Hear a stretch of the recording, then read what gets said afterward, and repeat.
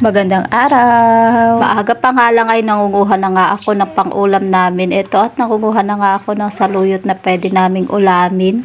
May isang puno nga dito ng saluyot pero napakataas na at napakarami nga mga talbos. Kaya kinuha ko na nga. At pasensya na nga kayong mga kananay kung medyo malabo nga yung camera ng aking cellphone dahil nausukan nga yata kahapon nung nagluluto ako. Kaya pagpasensyahan nyo na nga kung malabo. Napakadami nga talbos ditong saluyot na ito. Kahit nga isang puno lang siya ay madami na rin ako nakuha. At habang nga kumukuha ako ng saluyot dyan ay nagyangak-yakan na naman nga mga bata. O di ba't kaumpisa ko pa nga lang ay ayan at nagsisimula na nga silang umiyak din. Napakahirap nga din talagang kumilos lalo kapag may maliit kang bata na iyakin. Hindi ka na basta-basta makakakilos ay hindi ka pa agad-agad makakayari sa iyong ginagawa. Nangyayari pa nga sa akin na naglalaba ako ngayon, kinabukasan na ang banlaw at kinabukasan na rin nga ang sampay. Dahil nga kapag nasimula ng kambal na umiyak ay talagang dire-diretso at hindi na basta-basta maiiwanan. Kaya nangyayari nga na kinabukasan na nayayari ang trabahong sinimulan sa ngayong araw. Madalas pa nga na gabi na ako naglalaba para lang makayari ka agad.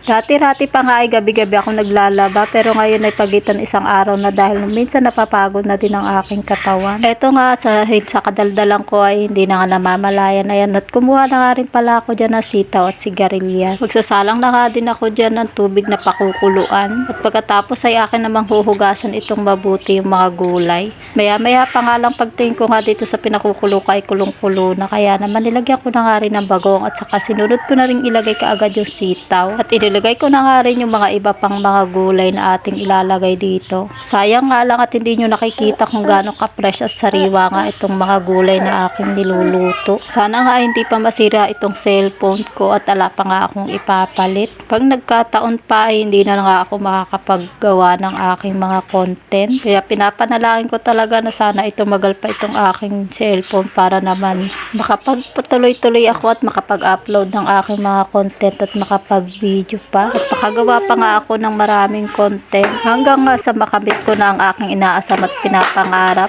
na ma-monetize na nga para magbunga na nga yung aking mga pinaghirapan at syempre para makapag-upgrade na rin nga ako ng aking mga gamit na ginagamit sa pagko-content at para na din lumevel up yung aking mga niluluto at may makita naman kayong bago sa aking mga video. Ibinibigay ko na nga lang din sa Panginoon at pinanghahawakan ko na sa tamang panahon na ipagkakaloob nga sa akin ng Panginoon yun. Aking inaasam-asam na ma-monetize na nga. Malaki lang din ang pasasalamat ko sa Panginoon dahil hindi niya ako pinababayaan at hindi niya ako pinapawalan ng pag-asa at pinibigyan niya nga rin ako ng lakas ng loob at lakas ng kapangangatawan sa pang-araw-araw. At nakita niyo ba mga kananay na tapos na nga ako magluto kanina pa, pasensya na nga kahit malabo pa yung aking camera. Pasensya na nga rin kayo at napahaba na at hanggang dito na nga lang muna. Salamat po sa inyong panonood at naway pagpalain tayo ng ating Panginoon.